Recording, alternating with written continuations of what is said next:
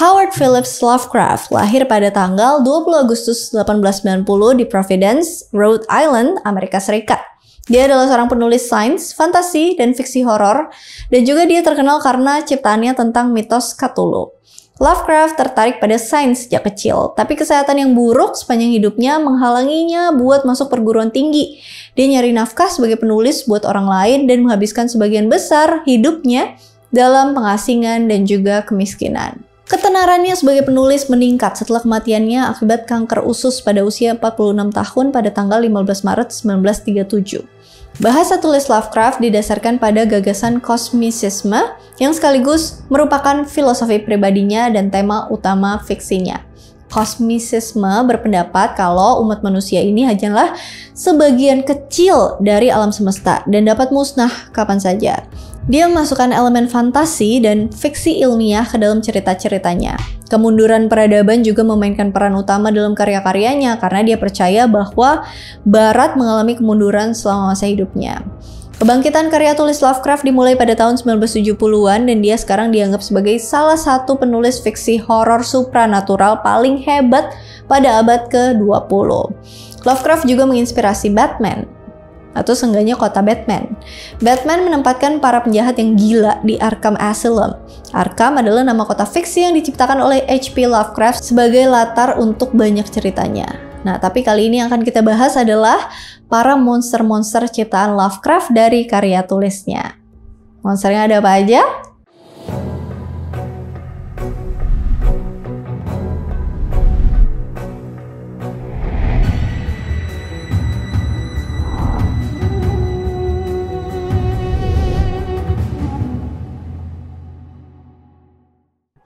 Udah lama banget ya nggak bahas H.P. Lovecraft. Terakhir tuh aku bahas mitos Cthulhu sama Necronomicon. Nah, sekarang saatnya untuk membahas monster-monsternya. Monster-monster di semesta Lovecraft ini dibagi menjadi beberapa kelompok. Mereka disebut dewa-dewa penguasa semesta ini. Mereka adalah The Great Old Ones, Outer Gods, dan Elder Gods. Dan juga ada monster-monster yang mengerikan lainnya. Kita bahas yang pertama dulu. The Great Old Ones. The Great Old Ones adalah entitas yang ditampilkan di dalam mitos Cthulhu. Asal persisnya dari mana The Great Old Ones ini berasal dari suatu misteri. Meskipun Outer God look to the birth womb of the Great Old Ones, diketahui secara berkala memerlukan anggota baru dari ras ini. Kebanyakan dari mereka ini adalah monster kolosal yang terbentuk dari jalinan alam semesta dan hampir mustahil buat dihancurkan. Mereka punya pikiran yang proses berpikirnya itu nggak bisa dipahami sama manusia. Mereka mampu mempengaruhi pikiran makhluk hidup bahkan ketika sedang tidur atau lagi nggak aktif. Banyak dari The Great Old Ones yang dipuja sebagai dewa oleh manusia maupun makhluk semesta lainnya. Aktivitas The Great Old Ones terbatas pada dunia tempat mereka tinggal, tapi cuma sedikit yang mampu memperluas jangkauan mereka, melintasi ruang angkasa ke planet-planet yang mengorbit bintang lain. Di masa lalu, para The Great Old Ones dan pelayan mereka yang gak kehitung jumlahnya berperang melawan dewa yang dikenal sebagai The Elder Gods karena alasan yang cuma diketahui sama mereka sendiri. Pada akhirnya, dikalahin sama para dewa kosmik ini. The Great Old Ones yang dikalahin gak dihancurkan, melainkan dipenjarakan oleh kekuatan batu bintang Elder Gods. Sekarang, sebagian besar dari mereka ini berada dalam keadaan tidak aktif, terkurung di berbagai lokasi yang tidak dapat diakses di seluruh alam semesta. Tapi, beberapa dari mereka itu udah kabur, udah melarikan diri dari ikatan mereka. Dan sekarang mereka berusaha buat ngebebasin ras mereka yang lain dalam upaya buat sekali lagi perang sama Elder Gods. Mereka-mereka yang termasuk The Great Old Ones adalah Cthulhu, Scylla, dan Golonok. Cthulhu digambarkan sebagai manifestasi dari kekacauan dan kehancuran. Makhluk yang sangat mengerikan dan besar. Kepala dan wajahnya kayak gurita dengan banyak tentakel. Badannya mirip manusia raksasa. Dia punya sayap kayak sayap naga. Tubuhnya berwarna hijau dan berlendir. Suara geramannya kencang sampai bikin siapapun bisa pingsan. Cthulhu digambarkan oleh beberapa pemujanya sebagai pendeta agung atau Great Priest of the Great Old Ones yang hidup berabad-abad sebelum ada manusia dan yang datang ke bumi dari luar angkasa. Buat lebih jelas tentang Cthulhu, kalian bisa cek video aku Mitos Cthulhu. Scylla, makhluk besar mirip gurita. dengan 6 mata, sayap, dan cakar setajam silet. Dan Stilla ini berwarna merah. Dia punya kemampuan buat ngubah bentuknya sampai tingkat tertentu, menarik kembali sebagian atau seluruh tentakelnya, atau ngeluarin tentakel tambahan, dan memperbesar sayapnya buat memungkinkan penerbangan. Anak bungsu dari keturunan Cthulhu dan Idia, Stilla dilahirkan di planet Soth bersama dengan saudara-saudaranya, Ghatanotoa, Itokta, dan Zot-Omok. Namun kemudian mereka melakukan perjalanan ke bumi, di mana dia sekarang bertempat tinggal, dijaga ketat. Dalam mitos sang ayah, Cthulhu Agung menyadari bahwa dia akan dihancurkan suatu saat di masa depan. Dan sebagai bagian dari rencananya, dia telah nentuin Stilla yang menjadi makhluk yang akan melahirkannya kembali. Oleh karena itu, dia sangat penting dalam rencana besarnya. Sehingga Cthulhu telah menugaskan Deep One dan Yugia yang tak terhitung jumlahnya buat melindunginya. Stilla juga digambarkan sebagai makhluk yang lebih mirip manusia, yang disajikan sebagai calon pengantin untuk Hastur, saudara tiri Cthulhu. Igoloknak. Igoloknak atau Dewa Defiler adalah dewa kejahatan dan sadisme yang senang menyiksa manusia. Dia ngelakuin lusinan kejahatan yang hampir nggak bisa dipahami sama imajinasi dan persepsi manusia. Tindakannya ini melampaui batas pemahaman manusia. Dia ngambil bentuk fisik melalui merasuki tubuh manusia, berwujud sebagai pria gemuk tanpa kepala atau leher, dengan mulut di telapak tangannya. Dia nyari manusia yang memiliki selera buruk buat jadi pelayannya, mendatangi mereka pas mereka lagi baca literatur terlarang atau mengucapkan namanya dari teks okultisme The Revelations of Glaaki. Setelah dipanggil, dia akan menawarkan pemanggilnya ke priesthood, ke imamatnya, cuma buat mengkonsumsi manusia itu. Wujud aslinya tersegel di balik dinding batu bata, jauh di dalam reruntuhan kuno di bawah bumi. Nah, itu dia The Great Old Ones. Selanjutnya kita akan bahas para Outer Gods nih. Outer God. Semua Outer God berbeda satu sama lainnya, tapi sebagian besar tuh memiliki beberapa karakteristik dasar yang sama. Mereka adalah entitas yang sangat kuat yang telah ada selama ribuan tahun. Mereka punya proses berpikir dan tujuan pribadi yang sama sekali nggak bisa dipahami sama pikiran manusia. Dan mereka punya bentuk fisik yang kesannya aja udah cukup buat bikin manusia jadi gila. Karena perang panjang mereka dengan Elder Gods, sebagian besar saat ini dipenjara di lokasi terpencil atau benar-benar kekunci di luar keberadaan kita. Meskipun semuanya bisa kasih sejumlah pengaruh melalui kemampuan psikis mereka yang besar. Meskipun para Outer Gods punya motivasi yang nggak bisa kita pahami, sebagian besar entitas surgawi ini bermusuhan dengan semua kehidupan lainnya. Sebagai akibat dari sikap ini, para Outer Gods pada umumnya dianggap jahat sama ras-ras lain. Sementara musuh-musuh kuno mereka, Elder Gods, umumnya diyakini baik. Walaupun kedua spesies itu cenderung menunjukkan ketidakpedulian ke keberadaan mereka satu sama lain ya.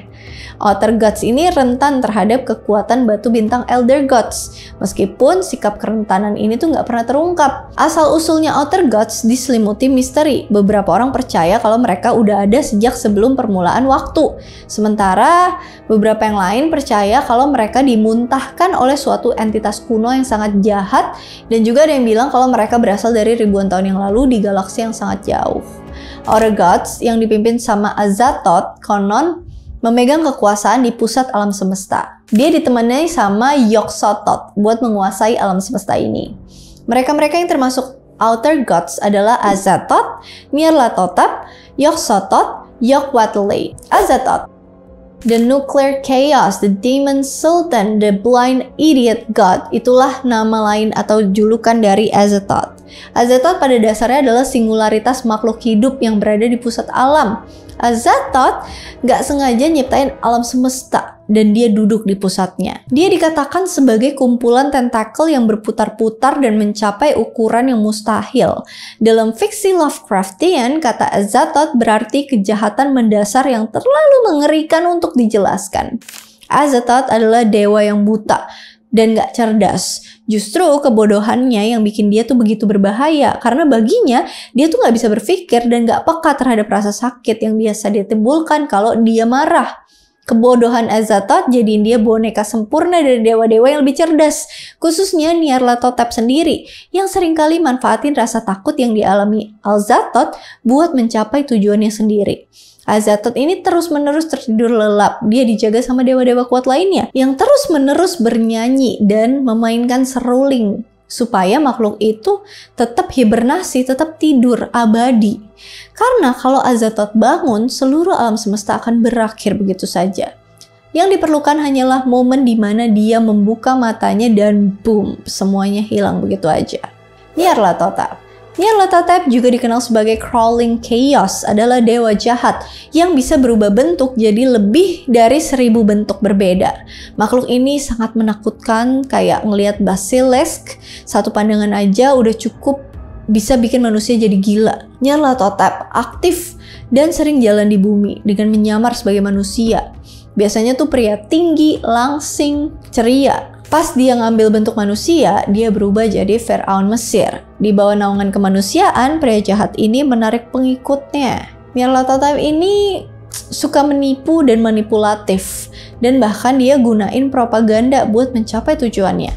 Nyarlathotep melaksanakan kehendak para Outer Gods dan merupakan utusan hati dan jiwa mereka. Dia juga seorang pelayan Azathoth yang merupakan ayahnya.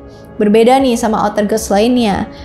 Dia menyebabkan kegilaan. Beberapa orang berpendapat bahwa dia akan menghancurkan umat manusia dan mungkin juga bumi.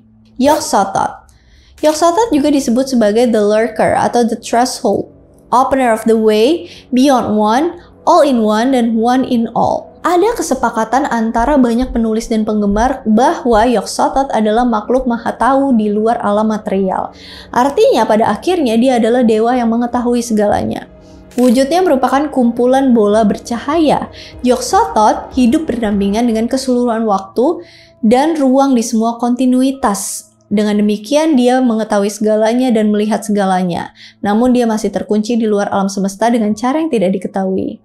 Meski begitu, dunia ini merupakan sebuah entitas dengan pengetahuan dan kekuatan yang sangat luas, dan mereka yang menggunakannya bisa belajar banyak. Siapapun yang ngelakuinnya harus waspada. Tapi seperti halnya banyak makhluk di luar sana, cuma dengan ngelihat wujud penuh Yog-Sothoth aja udah cukup buat bikin pikiran jadi gila.